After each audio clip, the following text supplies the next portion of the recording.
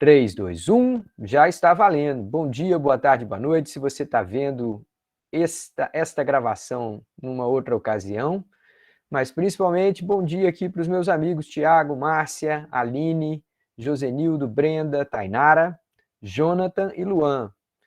Pessoal, numa manhã tão complicada de Recife, né, nesse dia 25 de maio, eu queria esclarecer que hoje a gente não vai fazer presença, né? Geralmente eu tenho aqui o relatório do Google com quem participou da sala, mas hoje eu não vou computar presença para ninguém, eu vou considerar que está todo mundo presente, tendo em vista esse conjunto aí de dificuldades que uma cidade como Recife passa quando chove demais.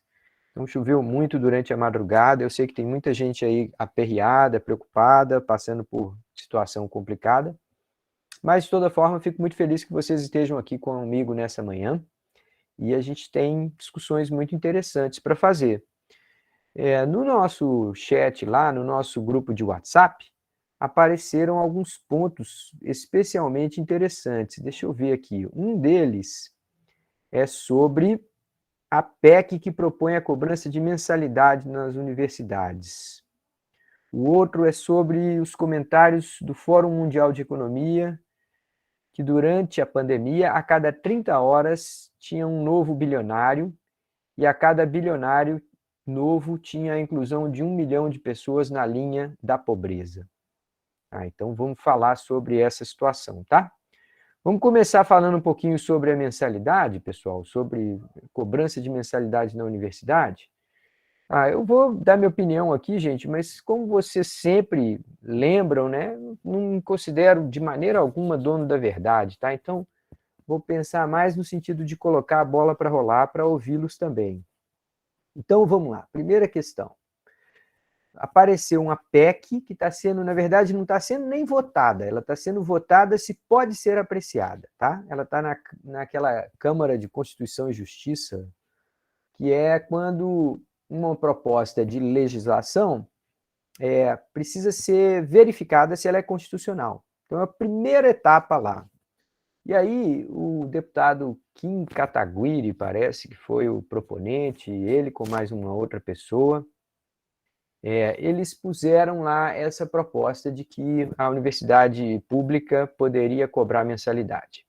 Então, a primeira coisa que me ocorre é falar assim, por que será que essas discussões aparecem só em ano eleitoral? Será que é proibido discutir negócio de aborto fora de ano eleitoral? Legalização da maconha? Será que é proibido discutir essas coisas fora de ano eleitoral? Por que essas questões polêmicas ficam aparecendo num momento em que já está todo mundo tenso, tentando escolher um candidato, no meio de escolhas muito ruins? Tá, pessoal, essas coisas não são acidentais, tá? Então, a primeira coisa é assim, essa história toda para mim aí é uma tentativa de tirar as pessoas a atenção do que realmente importa, tá? Eu não acho que é hora para discutir cobrança de mensalidade. A gente está com uma taxa de desemprego bizarramente alta. A gente está com a inflação comendo 25%, 30% do rendimento da maior parte das pessoas. Então, nos últimos 2 anos, as pessoas, quem manteve o emprego perdeu 30% da sua renda aí só de inflação. Uma taxa de desemprego bizarra, o mundo se acabando em guerra, uma pandemia mal resolvida. E se a gente tivesse que discutir qualquer coisa sobre educação, se a gente tivesse um mínimo de noção, o que a gente tinha que estar discutindo são as sequelas que os nossos estudantes vão carregar por ter passado 2 anos de pandemia. A maior parte das escolas não conseguiu lidar bem com esse tempo, tem um monte de defasagem educacional, um monte de pessoas não aprendeu o que deveria aprender. Isso vale para todas as etapas, mas é mais grave lá no ensino básico, no ensino médio, isso é muito grave. 2 anos de pandemia, com a escola funcionando mal e ainda hoje não voltou 100%. A qualidade do ensino que a gente está entregando para as nossas crianças e para os nossos jovens é muito ruim, foi muito prejudicada com a pandemia. Eu acho que a gente voltou aí uns 10 anos em termos de qualidade de ensino ou mais. Então, se tivesse que discutir qualquer coisa de educação num ano como esse, tinha que falar disso. Essa história de cobrar mensalidade, aparecer essa polêmica, entre aspas, em pleno ano eleitoral, gente, isso daí é diversão. É tentando tirar o seu olhar do que realmente importa. O que importa não é isso. O que importa são as sequelas de uma pandemia bizarra no setor educacional. Um monte de gente não aprendeu o que deveria aprender, perdeu o seu grau de socialidade, capacidade de relacionar com os outros, passou tempo sem conviver, tem um problema de saúde mental gravíssimo que a gente nem se dá conta, nem mede. As pessoas ainda não estão preparadas para voltar para o ambiente, mas precisam voltar. Enfim, essas coisas são realmente graves, tá? Tá, mas para não dizer que eu vou fugir da questão, eu não vou fugir não, tá? Vamos supor junto comigo aqui, tá, gente? Vamos pegar uma máquina do tempo e vamos migrar ali para 2026 ou 2028. Lá nesse ano 2028, vamos supor que a inflação já caiu lá para o patamar de 3, 4%, que tem sido a meta de inflação aí nos últimos anos. Vamos supor que a taxa de desemprego não está tão bizarramente alta, que a gente não tem 12 milhões de pessoas procurando todo mês uma ocupação sem conseguir. Vamos supor que a gente já baixou esse número aí para 6, 5,5%, 7% de desemprego, mas que a gente não está em 2 dígitos mais. Vamos supor que a gente já, de alguma forma, superou essa polêmica entre Lula e Bolsonaro, em que parece que ninguém pensa no país, só pensa nessas duas criaturas. Tá. Lá nesse mundo do futuro, se alguém me perguntar assim, você é a favor de que cobrem mensalidade na universidade pública? Aí eu vou responder assim, depende. Eu acho que uma parte do financiamento da universidade pública podia vir de recursos privados. Mas o modelo é que é importante. A questão mora, o diabo mora nos detalhes, tá? Se alguém perguntar para mim assim, você é a favor de cobrar mensalidade na graduação? Eu vou falar assim, 99% dos casos eu sou contra. Graduação eu acho que é uma coisa que a gente precisa entender, que precisa formar melhor, qualificar melhor a nossa mão de obra. A gente tem que pôr mais dinheiro público, não é para pôr menos, não. Principalmente isso, tá, gente? Se cobrar mensalidade, significar retirar a responsabilidade do governo. Se ao cobrar mensalidade, aí o governo não precisa sustentar, eu acho péssima ideia. Tá? Se for esse o propósito, eu acho péssima ideia. Por quê? Porque a gente não dá bolsa suficiente para pessoas em condições de vulnerabilidade, a gente não dá bolsa de iniciação científica suficiente, é das coisas mais importantes que um país pode ter. Então, formar aquela primeira etapa de formação profissional, seja no ensino técnico, seja no bacharelado, que você tenha muita bolsa, muito apoio para algumas pessoas que têm que optar se vão trabalhar aos 18 anos ou se vão estudar no ensino superior. Para essas pessoas, bolsa, para falar assim, não precisa trabalhar agora, a gente segura a tua onda aqui. Não é cobrar mensalidade, é o oposto, tá? Então, se a ideia de cobrar mensalidade é para tentar tirar a obrigação do governo federal, eu acho péssima ideia. Então, em geral, graduação, a minha opinião vai ser que eu sou contra, tá? Com raríssimas exceções em casos muito especiais, mas em geral eu sou contra. Quando a gente sobe para pós-graduação, aí a gente precisa separar duas coisas, porque pós-graduação pode ser várias coisas. Pós-graduação pode ser uma espécie de qualificação especial que uma empresa está tendo. A gente deveria ter uma pós-graduação ligada a empresas. A gente deveria estar na pós-graduação discutindo questões de pesquisa e desenvolvimento de produtos de grandes empresas, que vão lá e pagam para a gente fazer isso. E que esse dinheiro deveria se converter em melhores laboratórios, melhores equipamentos, reagentes, bolsas. Então, se a gente pensar assim em complemento de renda para determinados cursos de pós-graduação, e não para todos, eu acho que poderia ser. Então, eu acho que pode sim, deveria ter uma possibilidade de você cobrar mensalidade, mas o modelo em que se estabeleceria isso é muito crítico. Se não fizer isso com o intuito de ampliar a disponibilidade de recursos para pesquisa e para tornar a universidade mais inclusiva, não serve. Tá, agora, só para concluir essa minha fala e passar a palavra para vocês, tá? Eu estudei e fui professor numa universidade pública americana, que era pública e paga. Tudo bem, é uma outra realidade socioeconômica, é uma outra realidade, um outro país, outra situação, não é igual ao Brasil. Mas tinha uma coisa que eu achava curiosa, que era assim, se você não tiver recursos, você pleiteia uma bolsa integral. E muita gente consegue, tipo, mais da metade de quem pede consegue. Tá? Se você é nascido na cidade onde a universidade está, ou na região metropolitana, aí mesmo se você tiver que pagar, o preço é bem baratinho. Se você não for daquela região metropolitana, mas se você for do estado, aí o preço é um pouquinho mais caro, mas também não é tão caro. Se você não for do estado, mas você for do país, se você for nacional americano, o preço é um pouquinho mais caro, mas você tem que pagar. E se você for estrangeiro, aí o preço é de lascar. Tá? Então, o governo federal brasileiro pagou para eu estudar meu doutorado lá e pagou caro. E é uma universidade pública. Então, em determinadas circunstâncias, o setor educacional lá fala assim, não, para certas pessoas a gente vai cobrar, para outras não.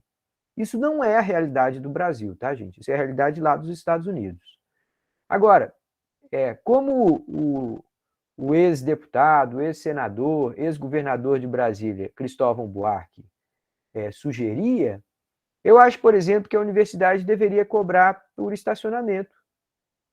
Cobrar de professores, alunos, quem vier de carro, paga estacionamento. E pegar esse dinheiro e falar assim, não, esse dinheiro aqui vai todo para bancar a bolsa de inclusão social. Esse tipo de coisa eu acho que deveria ter. Aí fala, francamente, seu neoliberal, você está privatizando a universidade. Não estou não. Eu estou falando assim, existem públicos que podem contribuir e que não podem contribuir. Uma das maneiras de fazer isso é colocar serviços adicionais em que você, de alguma forma, fala, você pode contribuir um pouco mais. E converter esse dinheiro para estratégias de inclusão social. Isso eu acho legal. Quer ver uma outra coisa que eu acho legal? Que parece simples, mas parece até impossível, tá, gente? Mas as pessoas não se dão conta que é viável. É você falar assim, não, vamos colocar a mensalidade de graduação como sendo voluntária. Se você quiser, você paga. Se você não quiser, você não paga. Se você achar que pode contribuir, você pode pagar uma dessas faixas aqui. Ou você paga R$ 100 por mês, ou você paga R$ 500 por mês, ou você paga R$ 1.000 por mês. Aí fala, Luiz, você é tão inocente, ninguém vai pagar um negócio desse. Se for voluntário, ninguém vai pagar. Eu digo para você assim, não é verdade. Eu conheço pessoas, e eu me incluo entre as pessoas, a minha filha vai começar o curso dela na Rural no semestre que vem, no primeiro semestre de 2022, lá para outubro, novembro. Se eu pudesse, eu pagava uma mensalidade para minha filha, para a Rural, voluntariamente. Não tem nenhuma dificuldade em dizer isso. Se eu precisasse, eu não teria que pagar uma universidade privada para ela? Eu não pagava R$ 1.500, R$ 1.700 na mensalidade do colégio particular que ela estudava? Por que eu não posso pagar uma mensalidade de 300, 500, R$ 600 para a Rural? Faria sim. Se tivesse a possibilidade, eu faria uma contribuição na forma de uma mensalidade voluntária. E eu acho que algumas outras pessoas, talvez não muitas, mas algumas outras pessoas fariam. Então, assim, eu acho que a ideia é que a gente precisa primeiro entender que o contexto atual não é de discutir mensalidade em universidade. O contexto atual é outro. O contexto atual é inclusão social, redução da inflação, melhoria dos serviços públicos e, principalmente, tratar das sequelas que os estudantes tiveram na pandemia. Isso que a gente devia estar discutindo. eu acho que nem é hora de falar em cobrar mensalidade de universidade. Mas, como vocês perguntaram, eu dei meu pitaco. Agora, deixa eu ouvir a opinião de vocês. Vamos lá, Thiago. Eu, como você, né, também tive a oportunidade de estudar em faculdades fora. E, e é exatamente isso. Você tem preços diferentes, tanto para estudantes domésticos, né, que eles chamam, ou seja, estudantes que moram e são nacionalizados ali no país. Moram não, né, mas são nacionalizados em cidadania e tal. E os estudantes internacionais, né? E os estudantes domésticos na Austrália, por exemplo, eles só pagariam a faculdade, porque como você falou, ela é pública, mas ela é paga. Ela só seria paga depois que o estudante arrumasse um emprego. Né? Ele saiu da faculdade, ele está empregado, aí ele começa a pagar. Uhum, E isso mesmo assim, dependendo do curso, determinadas faixas de renda. Ou uhum, seja, comecei a trabalhar, mas eu ganho menos de US$ 50.000 por ano, então eu não pago. uhum, Comecei a trabalhar, eu ganho mais de US$ 60.000 por ano, aí eu começo a pagar. Né? Então, tem esses benefícios. uhum, E eu, na época, eu consegui bolsa também. Eu consegui bolsa por ser latino-americano e aumentei a minha bolsa depois por desempenho. Né? uhum, Então, tem essas condições. E uma coisa que muita gente esquece que você está falando, né? Nos Estados Unidos, por exemplo, grande parte da renda da faculdade vem de doações, uhum, tanto de pessoas civis normais quanto de empresas. Né? Então, uhum, tem esse ponto. E o que você falou, a gente não tem que criar uma barreira para impedir pessoas de entrarem na faculdade, porque desde que você cobra a mensalidade, você já começa a criar essa barreira, você tem que fazer o contrário, você tem que incentivar e estimular para que pessoas continuem e permaneçam na faculdade. Porque hoje a gente sofre um problema muito grande de evasão estudantil. uhum, Né?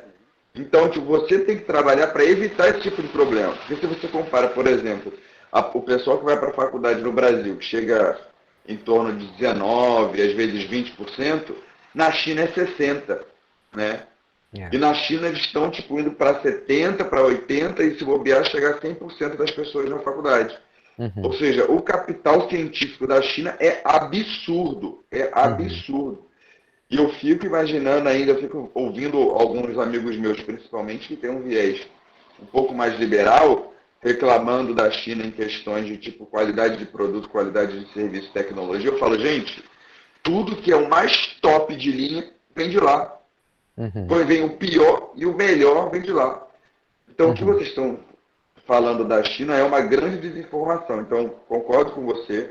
Eu eu na época que eu tinha um pouquinho mais de dinheiro, eu costumava pagar bem por serviços de graça, uhum. né, para que aquilo dali seja melhor e ofertado a uma parcela maior da população se eu tenho a possibilidade ou o privilégio de pagar ou recompensar por aquele serviço. Eu concordo plenamente com o que você falou.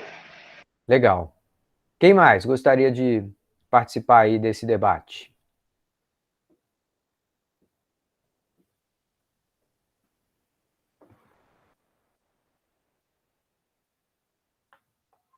Eita, hoje o pessoal tá tímido.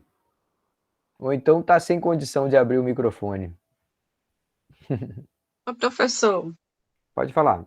para não deixar você desapontado, Uhum, eu nem gostaria de participar, porque eu sou um pouco magoada com o governo, uhum, então não gostaria de pagar nada para ele, entendeu?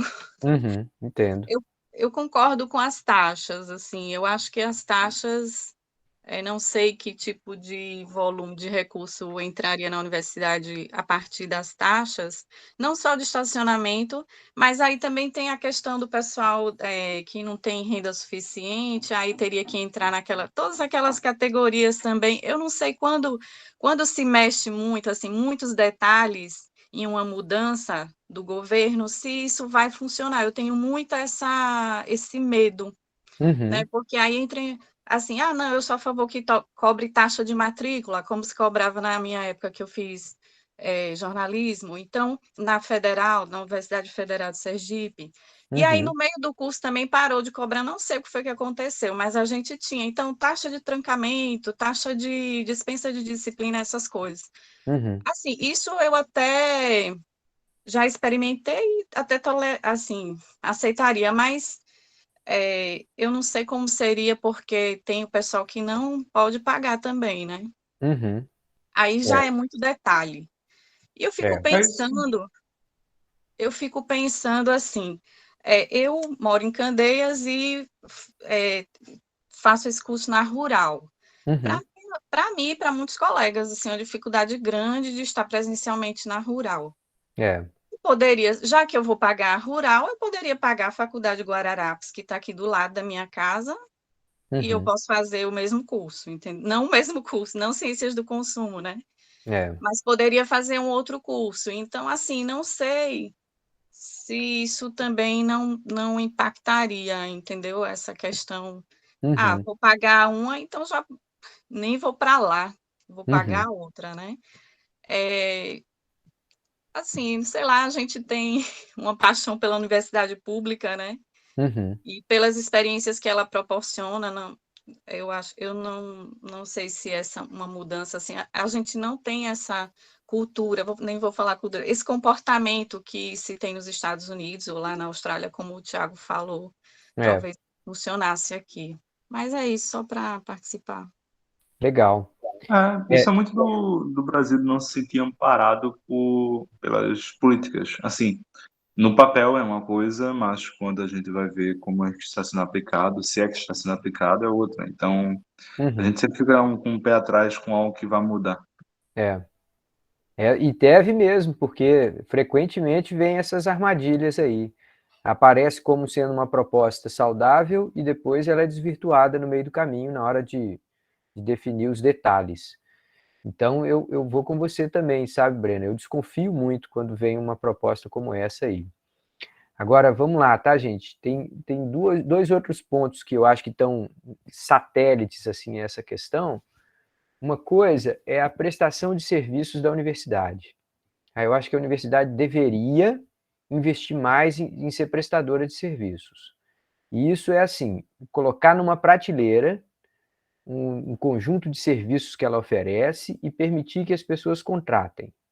E usar esse recurso para fazer ou inclusão social ou apoio à pesquisa. Fora isso, não acho que ninguém deveria ganhar mais, não acho que a ideia é essa. Se você conseguir usar esses recursos para trazer mais gente para a universidade, para dar mais apoio a quem precisa, eu acho que deveria fazer, tá? Então, se for acréscimo de recurso para a universidade, eu topo. Se for para tirar a responsabilidade de governo, eu sou contra. Então, é muito importante entender essa jogada aí, porque o governo pode estar tendo esse interesse de falar, eu vou liberar recurso para poder ter mais para a emenda do orçamento. Então, essa questão é muito importante. A outra coisa, gente, é sobre essa grande discussão de privatização da universidade. Então, assim, vender a universidade, eu acho que é impensável. Agora, por exemplo, dentro do campus da Rural, não ter uma cafeteria vendendo um café, vendendo um pão de queijo, uma coisa, que a gente pudesse, inclusive, licitar e captar recursos para a universidade. O cara que tem lá um comércio dentro da Rural, e eu acho que deveria ter, uma cafeteria ali no Segói, acho que deveria ter. E se a gente tivesse isso, a gente usava o recurso que esse cara paga, o aluguel da loja, do espaço que ele está usando, a gente usava esse recurso para manter o Segói, para não chegar no Segói e faltar papel higiênico, faltar sabão, ou então ter uma infiltração no teto do terceiro andar. Então, esse tipo de coisa, para mim, eu acho absurdo que a gente não tenha. A universidade não explora o seu potencial comercial. E um potencial comercial que não desvirtuaria em nada o que ela está fazendo, o aluno que ela está atendendo, tá? Então, em algumas universidades, até eles vão lá e colocam assim, você pode ter uma cafeteria aqui, mas tem alguns itens que tem que ter no seu menu e que a gente escolhe o preço. Então, o café simples não pode ser mais do que R$1, R$2, sei lá o que for. Então, a universidade pode muito bem fazer isso, tá? E deixar que o cara cobre sei lá, pelo chá gelado ou algum produto mais sofisticado e o cara tira o lucro dele em outros produtos, tá?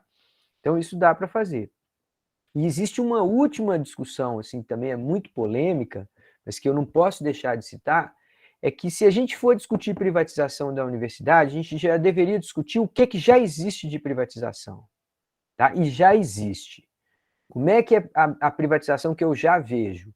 É assim, é o professor ou o técnico que acha que é dono, que acha, esse laboratório aqui é meu, é eu que escolho quem vai usar. Isso aqui não foi a universidade que me deu, não, isso aqui fui eu que consegui. Aí você pergunta, como assim foi você que conseguiu? Eu escrevi um projeto, fui lá e ganhei a grana do CNPq, mas fui eu que fui lá buscar esse dinheiro. Espera aí, meu amigo, se você não tivesse dentro da Rural, o CNPq ia dar dinheiro para você lá numa universidade privada? Não, não ia. Então pronto, então é da Rural sim, não é seu não. E tem muito disso, tá, gente? Tem servidor técnico, não é a maioria, mas tem servidor técnico que não dá 8 horas de trabalho e acha que tem direito a não dar. Ele acha que fala assim, não, minha mãe é doente, não, meu pai tem não sei o quê, não, tem que levar meu filho não sei aonde, então não posso dar 8 horas de trabalho, não. E aí o cara acha que ele tem direito. Ele acha que ele não tem obrigação, ele tem direito. Então, para mim, isso é privatizar a universidade. Quando o cara se acha dono do seu próprio emprego, autônomo dentro da universidade, a própria ideia, gente, tem pesquisadores que pesquisam o que ele quiser. Nos departamentos nossos, não tem uma agenda de pesquisa. Não tem assim, gente, você entrou no nosso departamento, você tem que entrar em um desses 3 grupos aqui de pesquisa, que esse é o nosso forte. Não. Cada professor que entra na Universidade Pública Brasileira fala assim, deixa eu ver, quero estudar camarão. O cara fala assim, não, camarão é importante, mas de onde você tirou isso? Eu falo assim, porque eu gosto, é porque eu quero. Mas no nosso departamento ninguém estuda camarão. Então vou começar um novo núcleo aqui de pesquisa e tal, não sei o quê. Mas por que você não se junta às pesquisas que já estão dando certo, estão captando recurso, estão ganhando bolsa? Não gosto disso não, eu quero camarão. Isso, para mim, é privatizar a universidade, tá? Essa ideia de que o professor é autônomo, escolhe o que ele quiser fazer da cabeça dele e passa lá um papelzinho, todo mundo aprova. Isso, para mim, não é universidade pública. Universidade pública tem que falar assim, nego, você está em Pernambuco. A bronca aqui é a seguinte, pecuária, caprino, veterinária, cana, petróleo, a gente tem que tratar dos problemas daqui. Não é para você chegar e falar que quer estudar camarão. Você tem que ter vínculo, a sua agenda de pesquisa não é só a sua. Aqui e ali, claro, você pode ter outras áreas de interesse, outras pesquisas, mas era para ter uma agenda. A gente não é livre para escolher. A gente é um servidor público, tem que ver o interesse público. O que o Estado precisa que a gente estude, que a gente investigue. Não é para ser esse negócio de falar o professor, ele precisa de liberdade, ele precisa de criatividade, ele tem a visão, ele escolhe o tema e aí ele vai. Qual é, meu amigo? Isso daí, qualquer lugar do mundo, quando você vai entrar num departamento, você faz uma entrevista. Aí os grupos de pesquisa do departamento falam assim, vem cá, você sabe trabalhar com tal coisa? Não sei não. Tá. Aí o outro grupo fala, vem cá, você gosta de trabalhar com tal assunto assim? Já fez alguma coisa assim? Não, nunca fiz não. Beleza, tchau, não queremos você não. Tá? Então, assim, um departamento lá nos Estados Unidos, na Europa, em outros lugares, o departamento tem uma agenda. É uma agenda de pesquisa que tem interesse local, que tem foco em entregar resultado, tem uma tradição, tem uma força. E se você quiser entrar no departamento, você tem que dizer como é que você vai contribuir com aquelas agendas. Você não entra e fala, pronto, entrei. Agora, deixa eu ver, estou querendo estudar indústria do cosmético. Aí fala assim, mas não tem aqui em Pernambuco? Podia ter. Vou começar a estudar cosmético. Tá? Gente, isso daí para mim é privatizar a universidade. Tá? Eu acho que a gente tinha que ter agenda pública. Eu até já falei com vocês aqui que minha vontade era que a gente invertesse a coisa. Pegasse a universidade, que é federal, e transformasse em municipal, e pegasse ensino básico, ensino fundamental e tal, e transformasse em federal. Colocava a universidade para tratar de problema de Recife, Cadê alguém na rural estudando chuva? Estudando alagamento? Cadê as nossas engenharias lá do Cabo que não estão estudando por que a gente tem uma cidade caótica na hora que chove? Por que ninguém... a turma faz obra e fecha. E eu, às vezes, olho que sou economista, olho e falo assim, gente, para onde a água vai correr? Fechou dos dois lados aqui, para onde a água vai correr nisso aqui? Tá? Subiu o paiolão dos dois lados aqui, para onde que essa água vai correr? Que água? Assim, volta aqui em julho que você vai ver que água que eu estou falando. Diga lá, Tiagão. Aqui a gente já debateu esses assuntos e eu, em certo grau, concordo com você. Esse lance de você ter universidades municipais para focarem no problema da sociedade local, eu gosto dessa ideia. Só que, em contrapartida, para isso daí funcionar um pouquinho melhor, por exemplo, eu acho que tinha que facilitar o intercâmbio de estudantes dentro do próprio país, entendeu? Então, beleza, a gente tem a Faculdade Rural de Pernambuco, onde ela só trabalha problemas sociais ou questões mais ligadas à região, só que tinha que ter um alojamento gigante onde tipo, as pessoas pudessem vir, estudar, frequentar, ficar tranquilo, inclusive ter alguma concessão de passagem, alguns benefícios desse para que isso, para que esse projeto, tipo, como é que eu posso explicar? Também explorasse a liberdade do cidadão, entendeu? Assim como, por exemplo, eu sou um recifense e eu queria estudar questões relacionadas à floresta amazônica. Então, você vai ter a possibilidade de sair de Recife e estudar na UFAM, né? UFAM, para você fazer esse tipo de estudo que você queria e depois você volta para cá se quiser. Então, tinha que ter uma facilidade de logística um pouco maior para que esse projeto se tornasse um pouco mais interessante, mas eu estou de acordo. Boa colocação. Diga lá, Márcia. Quando você começou a falar em donos da universidade, eu já ia comentar essa história em relação à pesquisa, né? Que isso é muito grave, muito evidente, e eu acho que isso afasta muito o aluno da pesquisa, porque os professores se apropriam de determinados segmentos, e como você disse, que às vezes não tem nada a ver, né? E que a gente tem que se encaixar nesses segmentos e criam aquelas panelas, enfim, é um negócio tão demoníaco. Não, agora eu fui bem trágica. Mas, assim, eu fico chateada com isso, porque eu já vi muito isso acontecer. Eu me lembro que na universidade que eu estudei, né, Federal de Sergipe, o departamento de comunicação passou anos e anos tentando implantar um mestrado. A gente, nossa, todo ano ia para o MEC e voltar, porque nem eles conseguiam se entender, porque um queria pesquisar uma coisa, outro queria pesquisar outra, e aí, além disso, depois que conseguiram definir, eu continuo achando que é uma pesquisa que não tem nada a ver, e até hoje eu fico aqui querendo fazer meu mestrado, e não consigo, né, porque fora eles criam as linhas de pesquisa, nada a ver, e ainda criam as panelas, né? Vamos combinar, né? Porque tem muito isso. Então, assim, isso é muito grave, essa coisa de ser dono da universidade é muito grave mesmo. Pois é. É muita luta, viu? A gente vai ter que trabalhar muito ainda para fazer a universidade ser pública. E quando as pessoas estão preocupadas com privatização, eu falo assim, eu estou preocupado em promover uma estatização, porque hoje ela está privada. Hoje tem cada criatura dentro da universidade que se acha dono de tudo. Ele é autônomo, ele é livre, ele faz o que ele quiser.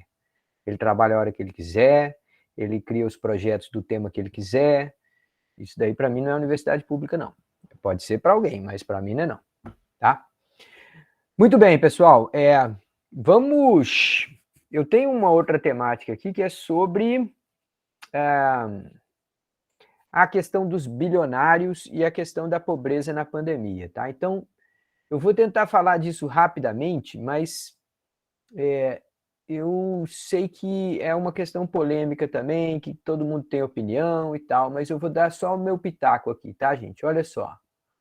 Eu não tenho nenhum problema com o fato de que a gente tem mais bilionário no planeta. Não acho isso problema algum.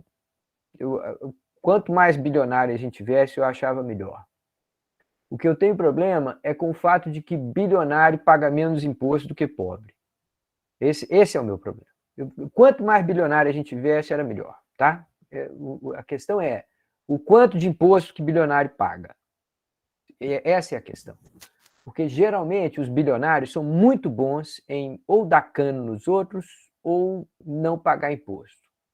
É muito comum isso acontecer, tá? Poder econômico é mestre em fazer isso. Vai lá e consegue concessões do Estado, vai lá e consegue licenças, consegue autorizações especiais, consegue subsídios. Então, eu sou contra o Estado dar dinheiro para bilionário. Eu acho que bilionário deveria dar mais dinheiro ao Estado, mas eu acho ótimo que tenha mais bilionários, tá? Ah, mas durante uma pandemia aumentar o número de bilionários, não tem problema nenhum. Não é esse o problema. O problema é por que bilionário paga tão pouco imposto, e isso não é só no Brasil, isso é no mundo inteiro. Se tivesse mais bilionário, mas estivesse pagando imposto, para mim eu achava ótimo, tá?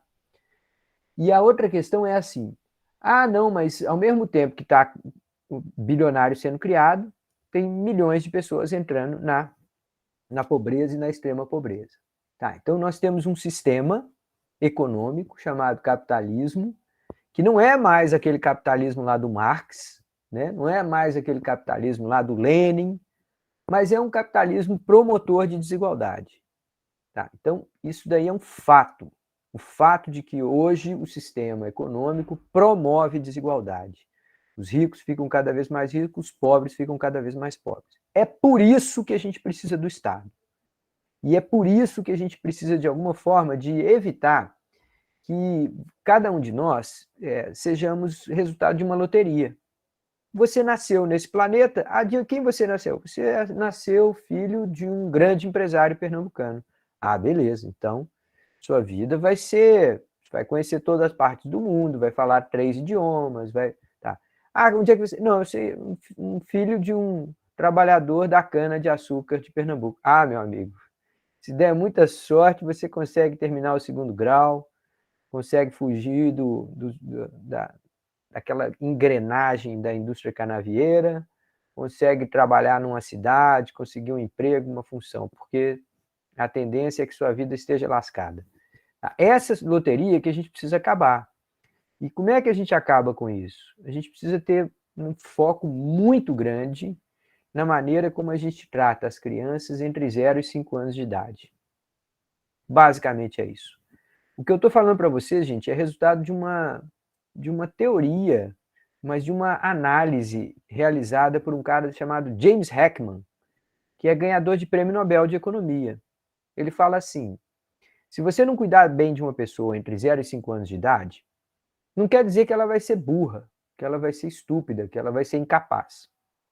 Mas quer dizer que se essa pessoa não tiver nutrição adequada, não tiver um ambiente emocional estável, se ela não tiver alguma capacidade de dormir, descansar e criar os laços afetivos que ela precisa, se ela não tiver esse ambiente favorável de 0 a 5 anos de idade, quando ela chegar lá aos 20, 25, 30, mais uma vez, ela não vai ser burra ou incapaz, mas ela certamente vai estar ali 20, 30% na sua capacidade aquém do que ela poderia ser. Ou seja, uma pessoa que nasce em ambiente de pobreza, de violência, de exclusão social, essa pessoa ela está comprometida numa parte da sua capacidade, seja cognitiva, seja de trabalho, seja de estabilidade emocional, seja de saúde. Ela está permanentemente comprometida. Então, quando a gente tem tantas crianças nesse Brasilzão velho de guerra, vivendo em situações de profunda privação entre 0 e 5 anos de idade, a gente está condenando as gerações futuras do Brasil a serem menos capazes do que elas poderiam ser. Mais uma vez, tá, gente? Não estou dizendo que ninguém vai ser burro porque nasceu pobre, ou que vai ser incapaz porque nasceu pobre. Não é nada disso. O que as pesquisas indicam é que, ao não cuidar de crianças entre 0 e 5 anos de idade, a gente prejudica de forma permanente o potencial dessas pessoas. Então, é aí que a gente tem que atuar, tá? É nesse ponto que o Estado tinha que ser muito, muito, muito estratégico, generoso, cuidadoso, prioridade máxima. Prioridade máxima do Estado deveria ser como eu protejo os brasileiros de 0 a 5 anos de idade. Se a gente conseguisse isso, a gente mudava o patamar do país. O que a gente está vendo no mundo inteiro com a pandemia é o contrário disso. É exatamente o contrário disso. É que o número de pessoas que estão sendo jogadas em situação de violência, de privação, de fome, de insegurança alimentar grave, ele está aumentando durante a pandemia e está prejudicando de uma maneira permanente. Então, sem a intervenção do Estado, a gente tende a ter sociedades que vão ser cada vez mais conflituosas e cada vez menos capazes de explorar o seu potencial. Então, não é só o rico, não é só o pobre que se lasca se a gente tiver uma sociedade menos capaz. Todo mundo se lasca, inclusive o rico também. Nossa sociedade está sendo ineficiente. Existe um argumento que é assim, gente, a gente pensa assim, o Estado deve cuidar da eficiência, de um bom clima para os ambientes de negócio e tal, ou ele deve cuidar da equidade, da justiça social, da inclusão social? Pessoal, sem cuidar de inclusão social, você também prejudica a eficiência. É esse o ponto, tá? Essas coisas não são uma ou outra. Para cuidar da eficiência, você precisa combater desigualdade. Esse é o ponto hoje. Se você quiser saber o que a ciência descobriu nos últimos 2000 anos sobre esse assunto, é isso. Sem cuidar da equidade, da justiça social, da inclusão social, não tem eficiência. Não vai aparecer eficiência do nada, da mágica do mercado. Ele não cria isso. O mercado não cria essas coisas. O mercado é bom em outra parte da solução. Ele não é bom em promover eficiência decorrente de um ambiente menos conflituoso, mais favorável para o desenvolvimento das pessoas. Estou vendo a mãozinha do Tiago, eu não sei se mais alguém levantou a mão, mas pode falar, Tiago. Essa tecla que você está batendo, eu bato o tempo inteiro também, principalmente quando eu vou conversar com pessoas liberais ou neoliberais, né, sobre esse assunto. Eu falo, gente, enquanto vocês não entenderem que uma criança, quando ela chega, uma criança rica, quando ela chega aos 10 anos de idade, e uma criança pobre, quando ela chega aos 10 anos de idade, a corrida já é outra, totalmente diferente. A estrutura familiar, a alimentação, o amor que aquela criança tem, o acolhimento, toda a estrutura ali já faz com que a criança já está comprometida e já era, não vai voltar mais ao normal, né? O que você falou, já está permanentemente comprometida. Um outro ponto que você também falou, que eu concordo, mas é aquilo, concordo que, e com certas ressalvas, é que eu queria que o mundo tivesse mais bilionários, mas não da maneira que esses bilionários são feitos, né? Porque todo bilionário, não importa em qual país seja, ele é um criminoso. Porque se você parar para pensar que você sonegar imposto é um crime muito mais grave do que se você roubar um supermercado, por exemplo. Então, quando eu vejo questões de o Neymar sonegou não sei quantos milhões de impostos. Cara, aquele tantos de milhões de impostos é o dinheiro que ele teria que dar para o povo se desenvolver. Então, aquele crime é algo absurdo. É um nível de egoísmo que não existe. Né? Então, eu sou totalmente a favor das pessoas pagarem impostos, serem cobradas por isso. E quanto maior for a fortuna dela, ela fazer mais, porque é ela que mais suga da sociedade para aquilo dali. Então, ela tem que repor aquilo dali. Então, eu estou de acordo com o seu discurso. Cara, eu andei pensando muito sobre isso, sabe, Tiago? E eu cheguei à conclusão que essa batalha toda que a gente tem para promover justiça, para promover equidade e tal, ela tem uma espécie de um inimigo, é que a riqueza e a concentração de poder econômico, ela é imortal. Uma família rica, ela se mantém rica e obtém meios para se manter rica no futuro. Então, é uma concorrência, é uma falsa concorrência, essa pessoa não concorre mais. A propriedade muito grande, muito concentrada, muito poder econômico, faz com que ela permanentemente corra em condições de vantagem em relação aos outros. Então, eu ficava pensando, como é que a natureza resolve esse problema? Como é que, na natureza, esse tipo de problema resolve? Ele resolve com a mortalidade. Uma entidade ou um indivíduo que seja muito mais forte, muito maior do que os outros todos, ele também morre. Ele também acaba. E aí começa de novo a concorrência. Lembra lá daquela história lá do Marshall que eu contei para vocês, da floresta e tal, da concorrência e tal. Então, assim, de alguma forma a gente precisa criar uma regra, uma maneira de que a concentração do poder econômico fosse mortal, que fosse ela se suspendesse ou saísse da mão de uma família, de uma pessoa em determinado ano. A maneira mais próxima que a gente chega disso é imposto sobre heranças. Mas imposto sobre heranças também são aqueles impostos mais fáceis de burlar. As pessoas conseguem muito facilmente distribuir as suas propriedades antes de atingir uma certa idade, e aí, na hora de fazer o inventário, o cara já está com uma propriedade bem pequenininha. Então, hoje no Brasil, qualquer coisa que a pessoa tiver no seu nome a partir dos 70 anos, ela já não pode dispor ao seu bel prazer. Aquilo vai ser parte do inventário depois que ela passar, né? Depois que ela for para outra vida. Mas antes dos 70 anos, o cara pode distribuir do jeito que ele bem entendeu a propriedade dele. Aí alguém pode virar para mim e falar assim, peraí, pô, mas você está dizendo que o cara é proibido de distribuir o dinheiro dele como ele quiser? Aí eu falo assim, não acho que ele tem que ser proibido.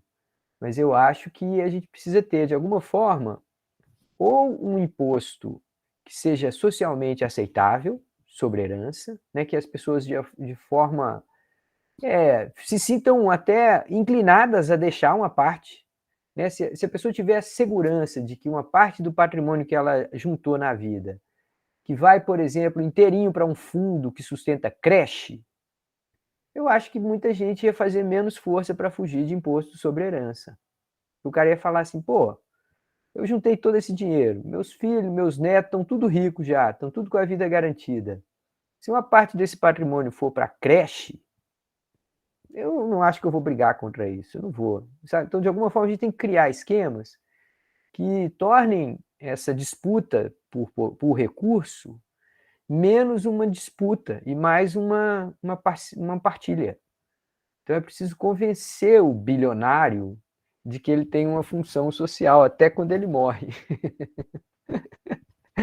Então, eu sou a favor de não imposto sobre grandes fortunas por si só, mesmo porque as pessoas fogem desse imposto, mas eu gosto muito da ideia de imposto sobre heranças. Heranças parece ser uma ideia boa. Você pode falar assim, qualquer herança abaixo de 200 mil reais, imposto zero. Mas passou disso aí, tinha que ter uma contribuição e esse dinheiro devia ir para uma causa social bem, bem palpável, bem apreciável. E de preferência até com uma gestão independente, porque se cair na mão de político safado, você sabe para onde que esse dinheiro vai, né? Diga lá, Thiago. São questões que a gente já conversou isso logo no início do curso, que certos empresários, eles ou não conseguem enxergar isso, que eu acho muito difícil, ou eles têm o mau caracterismo de falar que o governo ele é cretino e tal, não sei o que, sendo que o governo é o maior sócio de toda empresa. É aquilo. A gente tem que ter como clareza que quando a gente abre uma empresa, um dos maiores sócios, não importa se ela é MEI, se ela é Simples Nacional, se ela é presumido, se ela é lucro real, se ela é o SA, o governo é o maior sócio da empresa. Não tem essa. Então, quando você chega...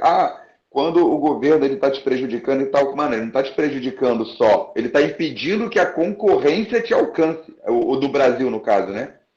Ele deixa com que você nade sem ninguém estar do teu lado. Quem está fazendo isso não é você por si só no seu negocinho. É o governo botando muros muito altos para que a concorrência não consiga passar. E isso passa, tipo, não sei se é despercebido, se é ignorado, ou se é falta de escrúpulos mesmo do empresário de não assumir esse tipo de responsabilidade e depois não retornar para o povo o que ele pegou, né? É isso mesmo, Thiago. Deixa eu ver se alguém tem mais algum comentário sobre esses assuntos, para a gente voltar aqui e poder falar um pouquinho dos temas que foram tratados naquela aula gravada e também tentar avançar. A gente gostaria de concluir essas fichas de aula aqui nessa semana e aí deixar o nosso último encontro lá da quarta-feira para ser uma espécie de um fechamento da disciplina, discutir grandes questões da economia, grandes desafios da nossa sociedade e tal. Mas mais alguma pergunta ou comentário sobre esses temas paralelos aí que a gente trouxe para o nosso debate dessa manhã? Acho que não, professor. Legal. Beleza, pessoal. Muito bom. Eu gosto muito de dialogar com esse pessoal aqui, viu? Acho que a gente precisa fazer essas discussões. Se a gente não fizer essas discussões numa disciplina que chama Princípios de Economia, ele vai fazer aonde? Vai fazer no boteco? Tudo bem, nada contra o boteco. É até bom, às vezes, conversar coisa séria no boteco também, mas tem que trazer para cá também. Pessoal, olha só, a gente está naquela parte da macroeconomia e nessa aula gravada a gente falou sobre dois aspectos da macroeconomia que são muito importantes. Uma é a medida do custo de vida e a outra é a medida do desemprego. Tá, então, no custo de vida, a gente começou a falar aqui da inflação. A inflação é um processo generalizado e continuado de aumento de preços. A gente mede a inflação principalmente pelo índice de preços ao consumidor e, no caso do Brasil, pelo IPCA. Essa inflação pode sofrer impacto de um monte de coisa, como a gente está vendo aí, ó. Crise hídrica, preço de alimentos, preço do combustível, alta do dólar, né? Tem muitos produtos que a gente compra de fora e tem muitos produtos que a gente vende para fora.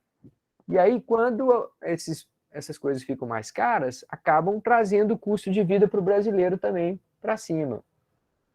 Tá, então, a gente tem esse índice de preços ao consumidor amplo, que mede os hábitos de consumo de famílias que ganham de 1 a 40 salários mínimos. Pô, peraí, 40 salários mínimos? 40 mil reais? 45, 48 mil reais? Quem é que ganha esse dinheiro? Bom, realmente é muito pouca gente.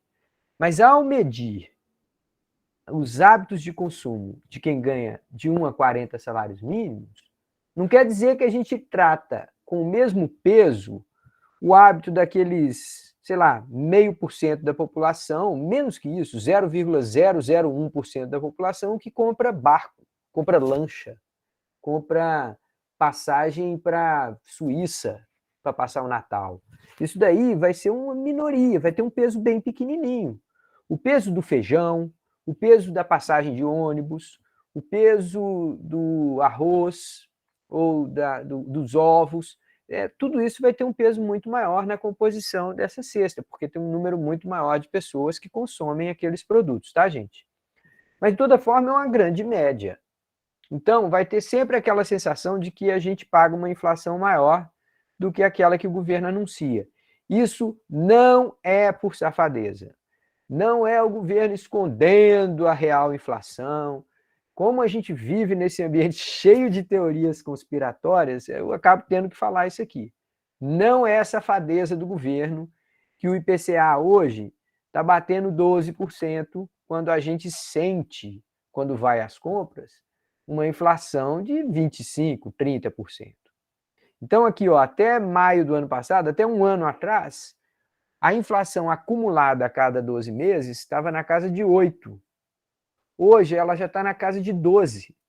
Então, esse processo que vocês estão vendo aí de elevação do patamar da inflação é um processo longo, gente. Começou lá em maio de 2020, na pandemia, vem subindo, passou em maio de 2021, né, passou já para 8% e hoje, em maio de 2022, já está lá na casa dos 12%.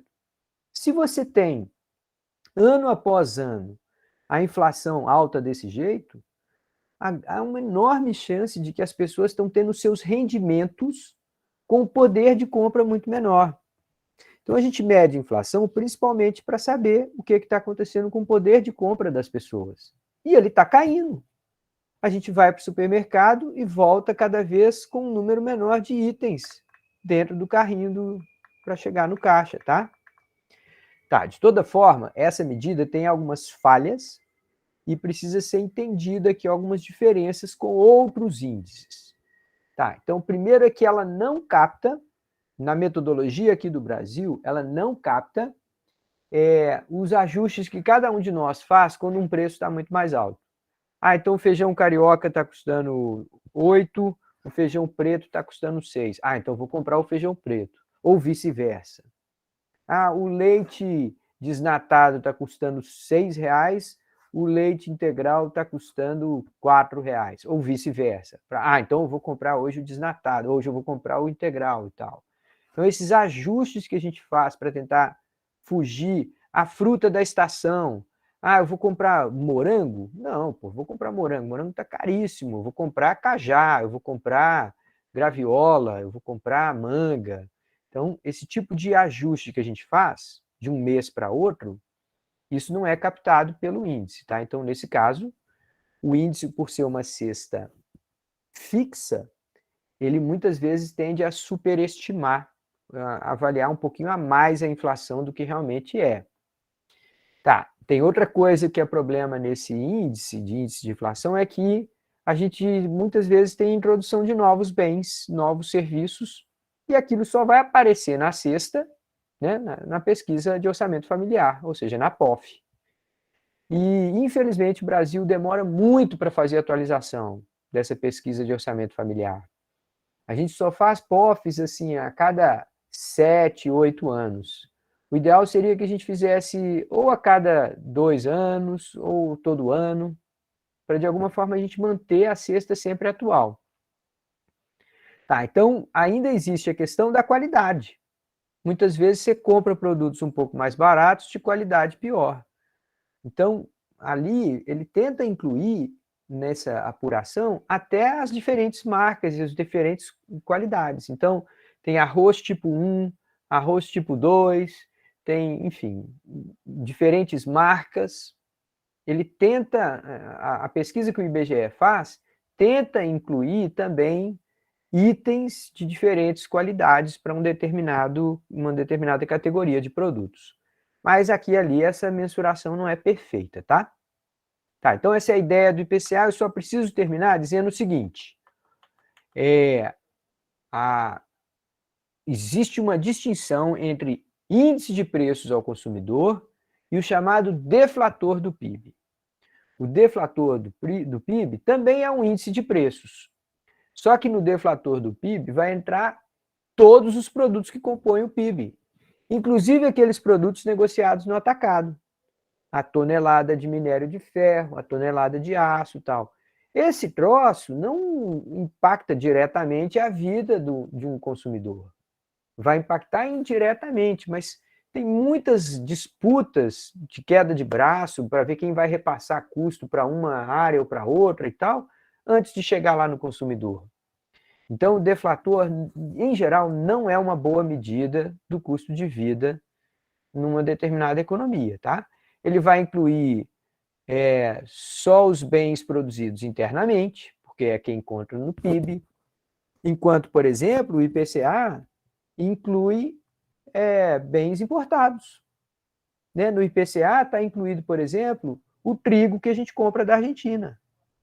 Faz parte do consumo das pessoas, mas ele não conta no PIB. O trigo trazido da Argentina não entra no cálculo do PIB. Então, ele não entra no cálculo do deflator. Tá? Então, o deflator, gente, não é uma boa medida de custo de vida, tá?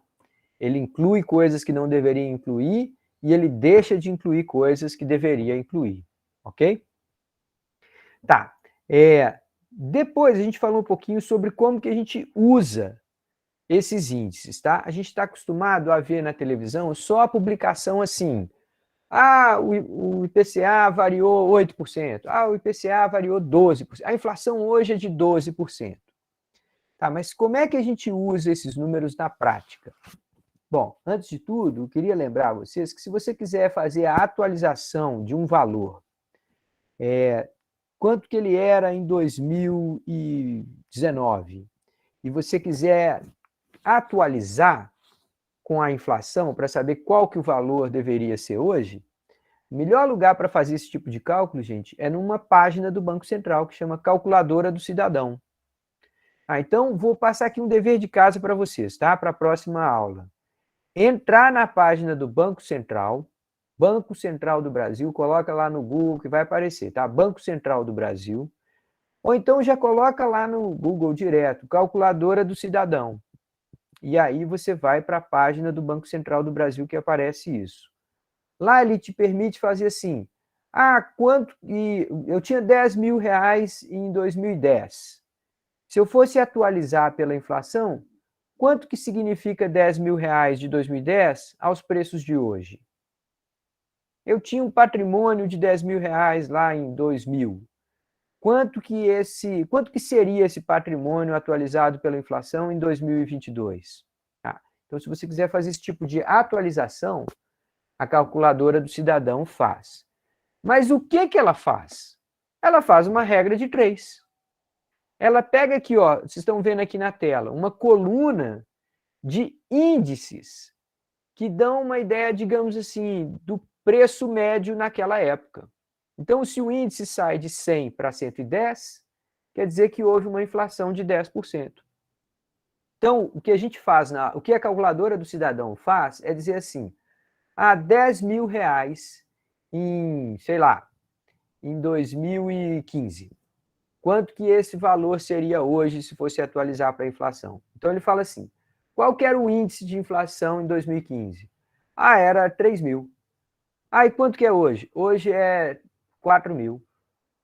Beleza. Então, 10 mil reais está para 3 mil, assim como X está para 4 mil. Então, o que a gente faz é uma regra de 3. Se o índice de inflação subiu 70%, então o meu valor que eu quero atualizar vai ter que subir 70%, tá? Então, isso é só para entender como que a gente usa na prática esses índices, embora, como eu disse para vocês, é bom a gente lembrar que existe essa calculadora de cidadão e que a gente pode usar lá, a gente pode atualizar um determinado valor pela variação do dólar, pela variação do IPCA, que a gente falou aqui agora há pouco, pela variação de outros índices, como o IGP, tá? Então, tem outros indicadores que a gente pode usar para fazer a atualização de valores, tá? Dever de casa, hein, pessoal? Eu quero que todo mundo entre lá na página do Calculadora do Cidadão e faça uma continha dessa, um exemplo desses para conhecer.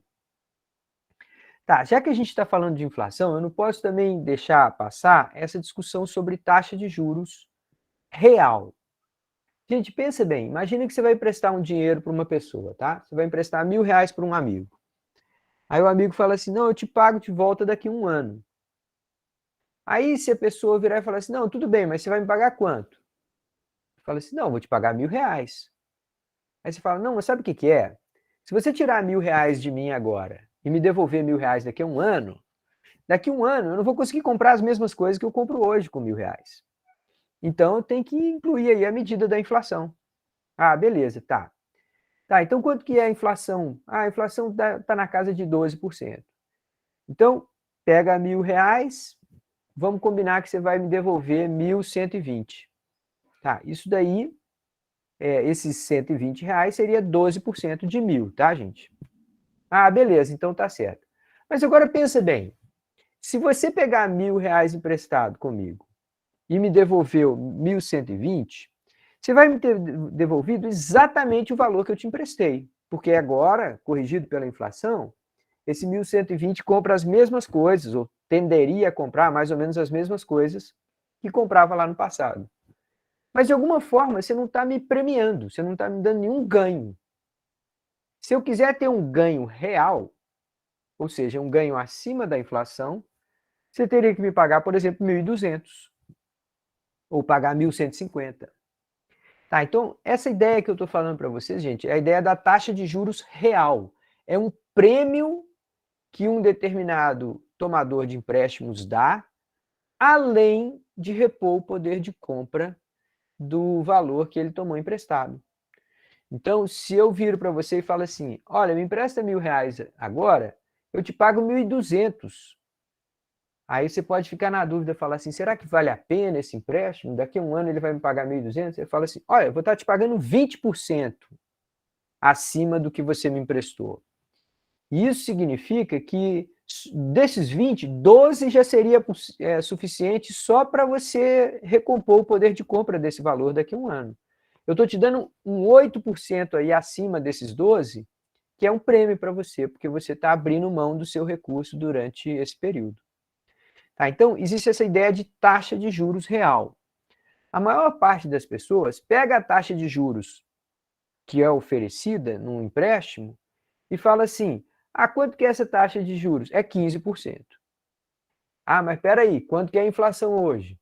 Se a inflação hoje é 12%, eu pego, tiro 15 menos 12 e falo, então a taxa de juros real, ou seja, o prêmio acima daquele que vem só para recompor o valor do dinheiro é de 3%. Então, essa continha que eu estou mostrando aqui, ó, é o que a maioria das pessoas fazem. Eu pego a taxa de juros e subtraio a inflação daquele período. Se a taxa de juros era 15% e tinha uma inflação de 5%, então, ao pagar 15%, eu estou dando quase que em duas pedaços. Assim. Os 5% que eu estou dando é para você recompor o valor do dinheiro. E os outros 10% é o ganho real. Tá? A gente chama isso de taxa de juros real. Aquela parte da taxa de juros que vai acima da variação da inflação. A maior parte das pessoas faz essa conta do jeito que eu fiz aqui, tá, gente? Só simplesmente subtraindo.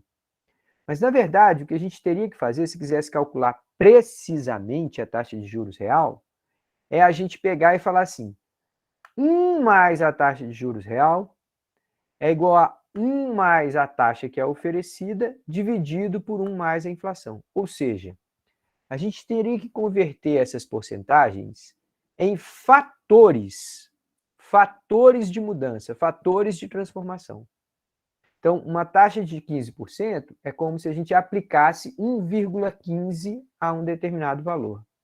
Se eu quiser acrescentar 20% para um determinado valor, é a mesma coisa que eu multiplicar por 1,20.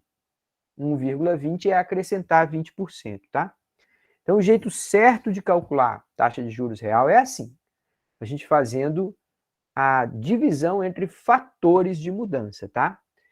Faz diferença? Faz pouca diferença. Esse cálculo que a gente faz assim, simplesmente subtraindo, dá um valor aproximado.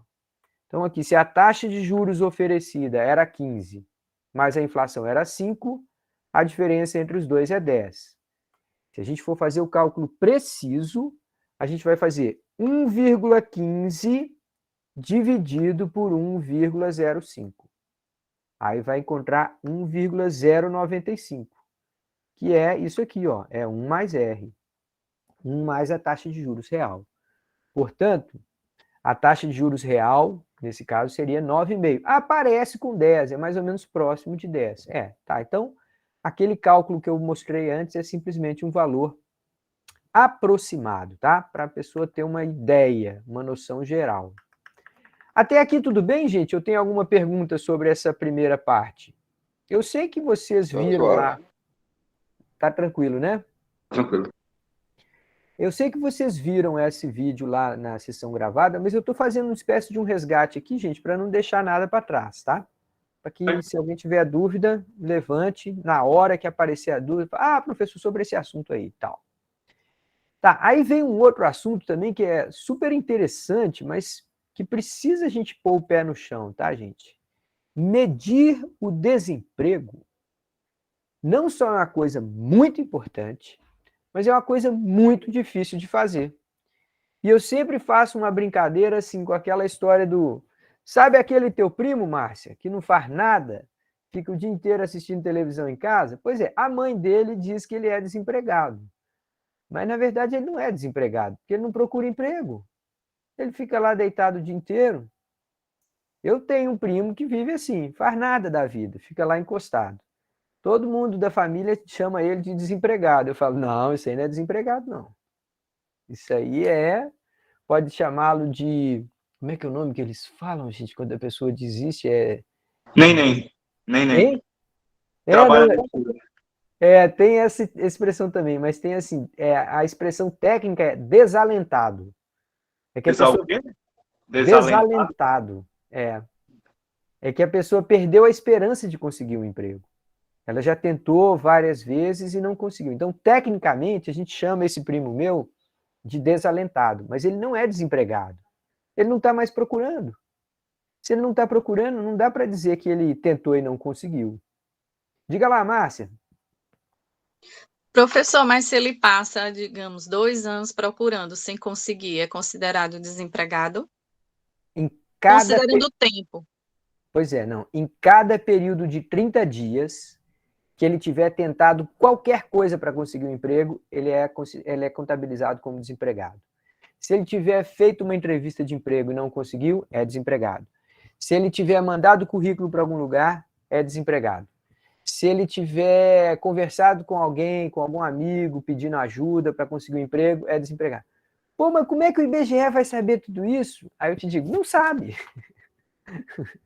O IBGE não Então, sabe. Ele mas calcula uma taxa muito aproximada, ele não consegue precisão nesses números. minha dúvida maior é no tempo, Pois é. porque se você pode continuar procurando por 1 ano, Uhum. mas você está ali procurando, está fazendo entrevista, está participando de seleção, e aí, como é isso? É desempregado em relação ao tempo? Tá, se meu primo passou 2 anos procurando emprego e não conseguiu, durante esses 2 anos ele estava tentando quase toda semana, tá? Aí nos últimos 30 dias, ele foi lá e falou, chega, vou passar um período lá na casa da minha tia, vou lá para o interior de Minas, vou fazer outra coisa. Aí ele passa 30 dias sem procurar emprego, pronto, ele deixou de ser desempregado. Só conta como desempregado quem nos últimos 30 dias tomou alguma medida real tentando obter ocupação remunerada. Então, se ele vier há 2 anos procurando, aí nos últimos 30 dias desses 2 anos ele continua procurando, ele é um desempregado. Mesmo com 2 anos. Exato. Se ele procurou nos últimos 30 dias, independente do que aconteceu antes, ele é desempregado. Se ele não procurou nos últimos 30 dias, independente dele ter passado 2 anos tentando, se nos últimos 30 dias ele resolveu dar um tempo, não conta como desempregado. Então, aí você pode falar assim, pô, mas isso é uma divisão muito arbitrária. É um negócio meio assim. Aí fala assim, mas pensa numa alternativa. É difícil. Como é que você vai realmente distinguir quem está tentando conseguir emprego e não consegue de quem já desistiu de conseguir emprego? Não é que a pessoa que desistiu de conseguir emprego não mereça ser contado. Merece, a gente precisa contar essas pessoas, saber qual que é o número de desalentados. Eu acho que tem que ter isso também. Mas a questão é, o que é o desempregado? Tá, então a gente só chama de desempregado quem procurou uma tentativa de ocupação remunerada e não conseguiu nos últimos 30 dias. Diga lá, Cleide. E aquele que não para de buscar pode ser considerado desesperado? Pois é, pior que é, né, Cleide? Eu sei, tem gente que passa a vida inteira tentando, às vezes gasta anos até conseguir. É verdade. Isso é uma das grandes preocupações. A gente vai falar aqui sobre desemprego estrutural e desemprego friccional. Depois Márcia e depois Breno. Pode falar, Márcia. Professor, antes desse assunto ainda, que era sobre a taxa Selic, eu tinha uma dúvida bobinha. Não, tudo bem, bora lá, vamos falar dela. Rapidinho, é que eu queria entender, você disse que quando ela sobe, todas as outras taxas de juros sobem também. Uhum. Aí vai aumentando os preços e tal. Mas esse aumento das outras taxas, ele é deliberado, assim, simplesmente aumenta, tem algum critério, porque digamos que o produtor, o vendedor, ele decida não aumentar, e aí o preço do produto dele também não aumenta, e ele continua conseguindo vender. Existe Uhum. essa possibilidade nessa dinâmica? Existe, Porque mas aí vamos... quebra totalmente a estratégia do governo, né? Tá, vamos lá. Olha aqui o que acontece. Ó. Primeira coisa é assim, o que é taxa Selic? Selic é uma sigla, mas que eu vou falar aqui o que significa não vai ter muita clareza para vocês não. Chama Sistema Especial de Liquidação e Custódia. Continuei na mesma. O que é Selic? Bom, Selic é uma taxa de juros básica da economia. Como é que é uma taxa de juros básica da economia? É assim, gente. A taxa de juros é uma espécie de um aluguel de dinheiro. Né? Você vai lá e pega o dinheiro de alguém, depois você tem que pagar pelo aluguel daquele recurso, o tempo que ele ficou com você. Tá? Só que esses volumes de dinheiro que circulam na economia têm, na verdade, dois grandes mercados. Tem um mercado entre os bancos, em que esses bancos negociam entre eles, um emprestando para o outro, bilhões de reais, grandes bacias com bilhões de reais. É claro que o dinheiro não é físico, mas volumes gigantes de dinheiro. O Bradesco toma dinheiro emprestado junto ao Banco do Brasil, 50 bilhões de reais um dia. No outro dia, o Banco do Brasil toma emprestado da Caixa Econômica Federal 70 bilhões de reais. Então, esses grandes volumes de dinheiro são negociados lá no mercado bancário. Nesse patamar aí, o Banco Central vai lá e fala assim: eu também quero participar. Eu pego dinheiro emprestado ou eu empresto dinheiro nesse patamar aqui. Esse patamar que o governo fixa chama Selic. E se o governo está disposto a pagar 12%, por que alguém pagaria mais do que isso? Né? Se o governo está pagando 12%, por que eu vou pagar muito mais? Ah, não, então vai ser 12%. Se alguém está tomando a 12%, por que alguém tomaria recurso a mais que 12%? Fala, não, se eu posso tomar dinheiro emprestado do governo a 12%, por que eu vou tomar de você a 13%? Eu vou tomar por 12%. Então o governo vai lá e coloca o Banco Central para fixar o patamar desse grande jogo lá entre bancos, tá? É por isso que é a taxa básica de juros, é porque é a primeira parte da negociação dos grandes volumes de dinheiro. Passou disso aí, cada banco vai para o varejo, vai lá para o seu cliente. O empresário que quer comprar uma máquina, o cidadão que quer financiar um automóvel e tal. Então, aí vai para o varejo.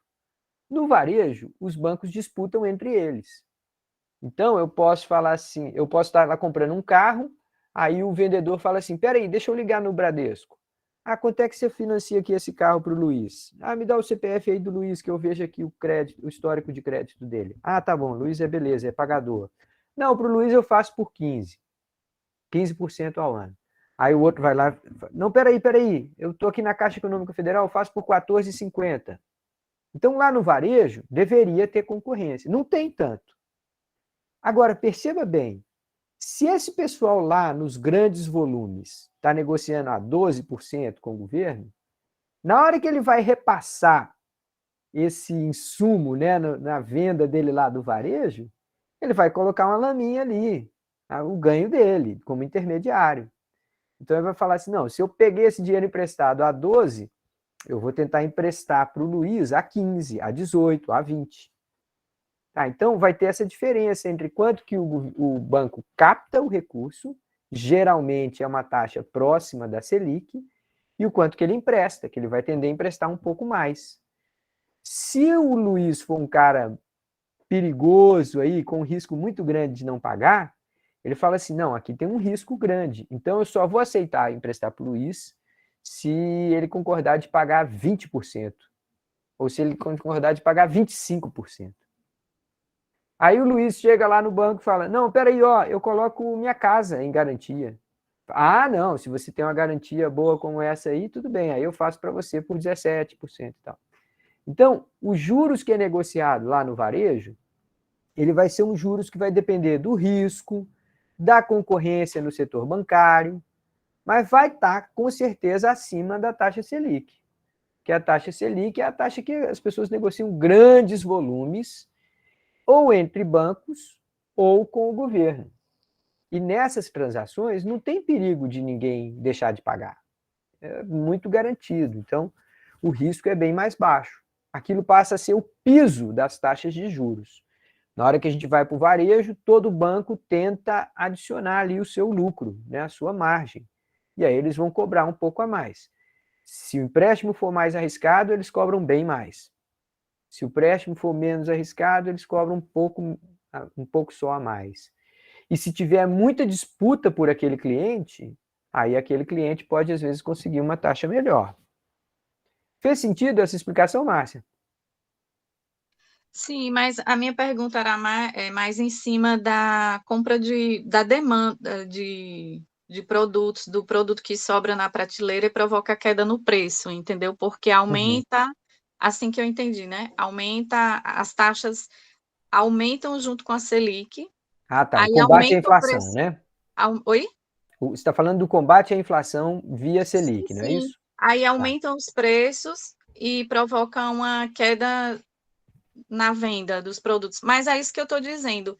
É uma opção aumentar o preço do produto e aí ter sobra na prateleira, e se o produtor resolver não sei se o meu raciocínio Tá. Vamos faz lá. sentido. Vamos lá. Olha só. Quando a taxa Selic sobe, os empréstimos que são feitos pelos bancos para tudo ficam um pouquinho mais caros também. Se a taxa de Selic sobe de 12 para 13, o empréstimo que o Banco do Brasil faria para o Breno comprar o carro dele sobe de 20 para 22, tá? Mas isso daí não faz necessariamente o carro ficar mais caro, não, porque o valor dos juros na compra do carro pode ser uma fatia relativamente pequena. Sem falar que se eu subir a taxa de juros, você não vai deixar de comer, você não vai deixar de comprar pão, de comprar arroz. Então a taxa de juros não vai impactar todos os produtos, não. O que a taxa de juros mais alta vai fazer é assim. Primeiro, se você ia comprar uma televisão, você fala assim, eita, agora a prestação da televisão subiu de R$200 para R$250. Aí você pode desistir de comprar aquela televisão. Se muitas pessoas desistirem de comprar aquela televisão, aí sim a televisão vai encalhar. Aí o vendedor vai falar, eita, eu não estou vendendo, eu preciso rodar essa mercadoria. Vou fazer uma promoçãozinha aqui, vou reduzir um pouco o preço, porque senão eu não consigo vender. Então, quando o governo sobe a taxa de juros, ele não está mirando no encarecimento do preço, não. Ele está mirando no encarecimento do produto parcelado. Se você comprar à vista, não era para mudar, não. Aí você fala assim, peraí, professor, mas todo lugar que eu vou, eles falam que o preço é o mesmo, à vista ou parcelado. Aí eu vou te dizer uma coisa, tá, gente? Mentira! Mentira! Toda vez que alguém te disser, num ponto de venda, que o valor da televisão é R$1.000 ou 10 prestações de 100, pode saber que se você pechinchar, você consegue comprar à vista por menos de 1.000, tá? Porque está embutido aí os juros. Não existe esse negócio de mesmo valor à vista ou parcelado. Não existe esse negócio de juro zero. Nunca, nunca, não existe. É conversa mole, conversa para boi dormir. Então, toda vez que alguém falar assim, é o mesmo valor à vista ou parcelado, é porque ele está querendo te empurrar o parcelado. E porque na certa ele ganha uma participação naquele empréstimo que está sendo feito, tá? Então é uma venda casada. Ele está te vendendo o produto e está te vendendo o empréstimo. E ele ganha lá uma comissão pelo empréstimo. Tá, então, sempre que falarem isso, que é o mesmo valor à vista ou parcelado, saibam que estão tentando te enganar. Tá, mas voltando para a história da Márcia. Quando o Banco Central sobe juros, ele quer que as pessoas comprem menos automóvel, que geralmente é parcelado. Ele quer que as pessoas comprem menos geladeira, que geralmente é parcelado. Ele quer que as pessoas comprem menos televisão, geralmente é parcelado, quer que as pessoas comprem menos celular, que geralmente é parcelado. Se todo mundo comprar menos geladeira, menos fogão, menos celular, menos televisão, esses produtos vão encalhar. Se esses produtos se encalhar, eles vão começar a cair de preço. E aí, na média, aquela cesta com 20 mil produtos lá tende a ceder um pouquinho o preço. Professor, mas existe a possibilidade de o vendedor lá do carro não acompanhar a Selic não, eu quero vender, não quero encalhar, é uma deliberação dele ou ele tem um impacto realmente? Se ele quiser fazer isso, ele vai ter um encurtamento da margem dele, na margem de lucro. Ele fala assim, agora eu estou repassando um empréstimo que eu peguei junto à financeira a 12 e eu vou repassar para esse cara aqui a 12. Então, eu não vou ter lucro nesse repasse de empréstimo. Então, se um vendedor resolve vender uma mercadoria com lucro menor, ele pode fazer. Se eu tenho lucro de 30% na venda de pães, só que a minha padaria é novinha, eu acabei de chegar aqui nessa região e tal, eu falo assim, não, vou fazer com lucro menor, vou fazer só 10%, a margem menor, para tentar ganhar o cliente. Ele pode fazer isso. Em geral, as empresas não vão conseguir fazer isso por longos períodos de tempo, mas elas conseguem aqui e ali fazer isso sim. Tá, obrigada. Era só para saber se era uma deliberação do mercado mesmo. O mercado tem esse poder, mas o que acontece é isso, sabe, Márcia? Geralmente, eles tendem a tentar proteger a sua margem de lucro. Pode aqui e ali fazer alguma promoção e cortar na própria carne, digamos assim? Pode, mas ninguém consegue fazer isso por muito tempo. Chega uma hora que o dono, o proprietário, os sócios começam a reclamar, fala, não, peraí, eu coloquei meu dinheiro aí nessa empresa para ter lucro, se não tiver tendo lucro eu vou para outra empresa. Então tem uma margem de quanto que dá para absorver esses custos, sabe? E acaba aderindo à estratégia do governo, né? E dá tudo certo. E aí o governo consegue, de alguma forma, esfriar as vendas em determinados setores, diminuir o ritmo das vendas em determinados setores e obrigar esses setores a fazer algum tipo de promoção. Então, a ideia é essa, é um efeito indireto sobre a disponibilidade daquele bem e aí até essa queda de preço. Diga lá, Breno. Ainda sobre o assunto anterior, sobre as pessoas que não estão empregadas, correto? As desempregadas. Teria alguma maneira de calcular isso, deixando com que fosse mais formal a busca por um emprego, porém sem impedir? Por exemplo, se eu estou procurando por um emprego, eu vou numa agência de emprego ou numa empresa que eu quero ser contratado, essa procura seria documentada e seria enviada para alguma agência de contabilidade, por exemplo, o IBGE da vida. Seria possível isso acontecer ou o senhor acha que seria uma burocracia desnecessária para algo benéfico não o suficiente para valer essa burocracia? Não, é mais ou menos por aí que a coisa vai, sabe, Breno? Porque as empresas, principalmente empresas de maior porte, elas têm a obrigação de submeter informação mensalmente, sobre número de pessoas empregadas, quantas pessoas estão de férias, qual que é o salário que está sendo pago e tal. E uma das coisas que elas fazem é quando elas estão com o processo de contratação. Então, se elas fizeram entrevista com 70 pessoas e contrataram 2, essas informações também são submetidas lá. O nome desse cadastro chama-se RAIS. Deixa eu ver o que quer dizer RAIS, a sigla. Mas é uma base de dados importante. Cadastro... Mas então, se essa base de dados existe, por que ainda é tão difícil documentar o tanto de pessoas que não estão empregadas, mas querem um emprego e não o caso do seu primo, nas pessoas que estão no caso do seu primo? Desculpa, só para te responder a pergunta daqui a pouquinho, mas RAIS quer dizer Relação Anual de Informações Sociais. Okay. Tá? Então, o governo acaba obrigando as empresas a submeter relatórios sobre isso. Agora, voltando à sua pergunta lá sobre o meu primo. É para repetir. Já que esse cadastro, essa relação existe, por que ainda é tão difícil documentar o quanto de pessoas estão? É algo que essa relação não consegue contar? É um problema nas empresas cadastradas? Como é que é? Eu não entendi. Cara, olha só, imagina uma lanchonete aí, uma padaria no seu bairro. Se bater um fiscal lá do trabalho, ele vai falar assim: deixa eu ver aqui o registro de todo mundo. Na mesma hora, ele vai olhar para o lado assim, aí a gerente que está ali atrás vai correr lá, vai mandar uma pessoa embora. Porque fala: não, nós temos 12 empregados aqui, mas trabalhando mesmo, às vezes tem 14. Aquelas outras duas são pessoas que você prometeu que vai assinar a carteira dela daqui a um ano, daqui a 6 meses e tal, mas ainda não assinou. Então, tem um grau de informalidade. Se o empresário declarar que está contratando 14 pessoas, ele tem que pagar o INSS de 14 pessoas, ele tem que recolher o fundo de garantia de 14 pessoas, ele tem que dar férias a 14 pessoas.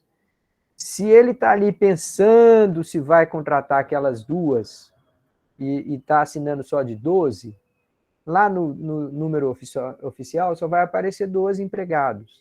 Aquelas outras duas pessoas é difícil do governo descobrir. Então, olha só, gente, se tem um rapaz lavando o carro ali no estacionamento da Rural, esse cara é empregado. Ele não pode não ter carteira assinada, mas ele está ocupado, ele tem uma remuneração para desempenhar uma função. Então, ele conta como um empregado, mesmo que seja informal, mesmo que é como se ele fosse um autônomo. Então, esse cara não paga imposto, esse cara não tem direito a férias, ele não tem fundo de garantia, não tem nada. Mas, na medida do governo, ele não conta como desempregado, ele tem uma ocupação remunerada que ele desempenha com alguma regularidade. Então, tá aí vocês verem que esse número é muito impreciso. Entendi. Os números que a gente tem, eles não podem ser lidos pelo seu valor absoluto. Eles têm que ser lidos pela sua tendência. Se aquele número está subindo, provavelmente o número de pessoas que não conseguem emprego está subindo. Se aquele número está caindo, é muito provável que o número de pessoas que está conseguindo emprego subiu. Mas o número mesmo, quando a gente fala, e às vezes falo isso em entrevistas, eu falo, o Brasil tem 11 milhões de desempregados. Ninguém sabe se é, na verdade, 10,5 ou se é 13. Tem uma imprecisão muito grande nesse número. Agora, se o IBGE fala que subiu de 11 para 15, a gente não sabe se subiu, na verdade, de 10 para 14 ou de 12 para 16, mas a gente tem uma boa sinal de que deve ter subido 4 milhões de pessoas, entendeu? Então, assim, o número tem que ser lido com algum cuidado, mas ele registra uma espécie de uma tendência. Ele não é bom de você ler assim e acreditar em, é 11.735.972 e não 973. Esse grau de precisão não existe. Pode falar, Cleide. E quem trabalha com marketing digital, trabalha pela internet, como é que essas pessoas são incluídas? Porque existem pessoas que realmente desenvolvem alguma atividade, mas nem todas seguem o padrão de empresas digitais que contratam e prestam serviços para ensinar a como fazer os processos digitais. Existem empresas que são mesmo realmente cadastradas, têm os seus afiliados cadastrados, e quem não tem também, como é que faz para entrar nessa contagem? Pois é, muitas vezes não entram. Algumas vezes entram assim, ó. Imagine, eu vou pegar um exemplo bem banal, tá, Cleide? Imagine assim, uma pessoa que faz bolo em casa, tá? Aí ela vende geralmente para os vizinhos, para alguém do trabalho do marido e tal, mas aquela pessoa, rarissimamente, ela é contada como empregada. Aí chega alguém e fala assim, não, eu vou dar uma festa, mas quem está organizando a festa é essa empresa, então eu preciso que você emita recibo. Aí a pessoa que faz o bolo em casa faz um recibo de autônomo, que chama RPA, Registro de Prestação de Serviço Autônomo, alguma coisa assim. Quando essa pessoa emitiu o recibo, pronto, conta como ocupação remunerada. Então, uma pessoa que vende bolo, passa 12 meses do ano vendendo bolo, se só em 2 meses do ano ela vendeu e assinou um recibo, ela vai aparecer empregada só durante aqueles 2 meses do ano. O resto do tempo, ela vai contar ou como desempregada, se ela tiver tentado alguma outra forma de emprego, ou ela vai contar como desalentada, alguém que não está nem procurando emprego. Então, você percebe que, por conta da informalidade, a gente deve ter uma imprecisão muito grande nesses números, tá? Não são medidas muito cuidadosas ali da vírgula, não. A gente não sabe o que está acontecendo com tamanha precisão, não. Pode falar, Márcia. Desculpe, professor, Não. eu já botei no chat, já botei mãozinha, só porque eu não vou participar na próxima. É sobre emprego friccional. Tá.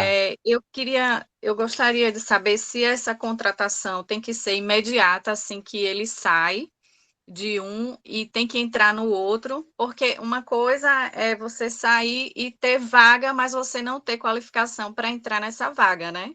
Então, eu queria saber se ele não se qualificar rapidamente por si ou via governo, se o desemprego passa a ser estrutural. Ah, legal. Então, olha só, Márcia, primeira coisa, tá?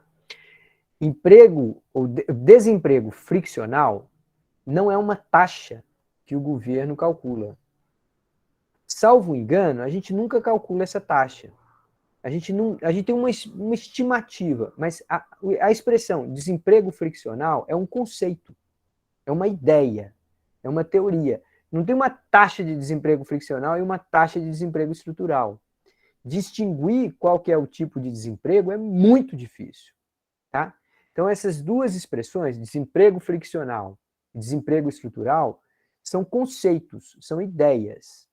Então, você pode ou não capturar esses números na taxa de desemprego. Então, qual que é o conceito por trás de desemprego friccional? É aquele tipo de desemprego gerado por alguém que foi demitido de um setor, que está, por exemplo, automatizando, está botando mais máquina e aí precisa de menos pessoas, e que ainda não conseguiu emprego num serviço qualquer ou em um outro setor que está crescendo. Então, com mudanças tecnológicas, né, com o passar dos anos, alguns empregos, alguns setores passam a contratar menos, outros passam a contratar mais. Então, hoje, se você vai trabalhar na indústria, o número de postos de trabalho na indústria é muito menor do que 20 anos atrás. Mas hoje, você vai trabalhar com informática, com programação, com sistema de informação, o número de postos de trabalho é muito maior do que era 20 anos atrás. Então, esse tipo de mudança setorial, tecnológica, isso vai gerar pessoas que são dispensadas de um setor e que gastam um tempinho até serem encaixadas em outro setor, muitas vezes, por, como você disse, por falta de qualificação. Então, o que a gente observa na prática é assim, se esse tipo de fenômeno está acontecendo, você pode ter incrementos temporários no seu patamar de desemprego. Aquela taxa de desemprego usual que a gente calcula pode estar 1, 2 pontos acima do normal durante aquele ano e meio, 2 anos, em que está havendo essa migração de pessoas de um setor para outro. Mas ninguém calcula, de fato, qual que é a porcentagem devida a desemprego friccional. É muito difícil de fazer essa distinção. Então, Sim. Desemprego friccional é um conceito, é uma ideia, uma coisa que está por trás de algumas flutuações na taxa de desemprego, na taxa de desocupação tradicional que a gente calcula. Então, considerando o conceito mesmo, o fato de ter ocorrido uma mudança tecnológica e o trabalhador ficou desempregado e existir vaga em outro setor, isso é considerado desemprego friccional só pelo fato de ter uma vaga, porque ninguém garante que ele vá ocupar aquela vaga. Uhum. Não garante que vai ter desemprego friccional, não. O que garante é que vai ter desemprego. Se ele procurar outro setor, vai ter outra ocupação, vai contar como desemprego.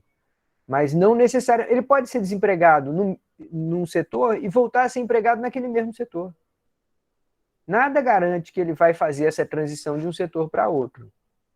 Então, não dá para medir quantos por cento dos desempregados estão desempregados por esse fator friccional. Não dá. É muito difícil de fazer. Então, a gente só tem essa ideia que, assim, algumas vezes dá para explicar uma mudança na taxa de desemprego temporária quando acontece esse tipo de transição, de migração de pessoas de um setor para outro. Mas são estimativas assim, muito precárias, é mais uma explicação teórica de por que, eventualmente, em certos momentos, a taxa de desemprego sobe um pouquinho e depois cai. Pode falar, Márcia. Não, obrigada. Legal. Tá, só para concluir, gente, a gente vai retomar essa questão na próxima aula. A gente compara esses dois tipos de desemprego. Um chamado desemprego friccional, que eu acabei de explicar aqui. Existe uma outra coisa chamada desemprego estrutural. Tá? O desemprego estrutural é um fenômeno também, a gente não mede, não tem uma taxa de desemprego estrutural. É um fenômeno em que a gente observa que muitas vezes a pessoa, depois que ela passou anos fora do mercado de trabalho, é muito difícil dela conseguir uma nova posição. Ela perde as habilidades que ela tinha, as novas habilidades que estão sendo exigidas pelos postos de trabalho não são as que ela não encontrou uma maneira de se reciclar, e aí, quando a pessoa fica muito tempo fora do mercado de trabalho, ela passa a ser quase assim uma espécie de inempregável. Ela não tem mais habilidades, competências que estão sendo demandadas pelas empresas. Então, mais uma vez, é o tipo de situação que o governo precisa entrar e, de alguma forma, auxiliar essas pessoas, oferecer algum tipo de requalificação, e isso é uma estratégia que vários países fazem, tá? Só para terminar, pessoal, para a gente retomar na próxima aula, eu não posso deixar de falar disso aqui, ó. Como é que a gente calcula a taxa de desemprego, tá? É isso aqui, ó. A taxa de desemprego é uma razão, uma proporção entre o número de desempregados dividido pela soma de desempregados mais empregados. Saúde. Saúde. Desculpe, gente. Essa soma de desempregados mais empregados é o que a gente chama de população economicamente ativa. Tá? Então, a taxa de desemprego, que na verdade a gente dá esse nome assim meio na forçação de barra, o nome certo mesmo é taxa de desocupação. Aí a gente coloca o número de desempregados dividido pela soma desempregados mais empregados, que é a população economicamente ativa, tá? Só para a gente ter uma ideia aqui rapidamente desses números, no Brasil a gente tem 11 milhões de pessoas procurando emprego nos últimos 30 dias que não conseguem, e a gente tem 100 milhões de pessoas que ou estão empregadas ou estão tentando procurar emprego. Então, dá 11 dividido por 100, dá aproximadamente 11%. Esse é o patamar hoje da taxa de desemprego, tá? Curioso a gente notar que se a gente tem só 100 milhões de pessoas na população economicamente ativa, e a população do Brasil é de 210 milhões de pessoas, a gente tem 110 milhões de pessoas que ou são novos demais para trabalhar, ou são velhos demais para trabalhar, ou desistiram. Isso é muita gente, tá? É muita gente. Ou que é novo demais para trabalhar, ou que é velho demais para trabalhar, ou desistiu. Então, o nosso quadro de emprego, desemprego é muito grave. A gente precisa, de alguma forma, trazer mais gente para ajudar a segurar o rojão aqui, porque numa população de 210 milhões de pessoas, a gente está com 110, só 100 que estão ou empregados ou procurando empregos. Tudo bem. Pessoal, perguntas, comentários, reclamações antes da gente encerrar? Por hoje, acredito que seja só, professor. Tá bom. Essa chuva tá quase acabando com a internet.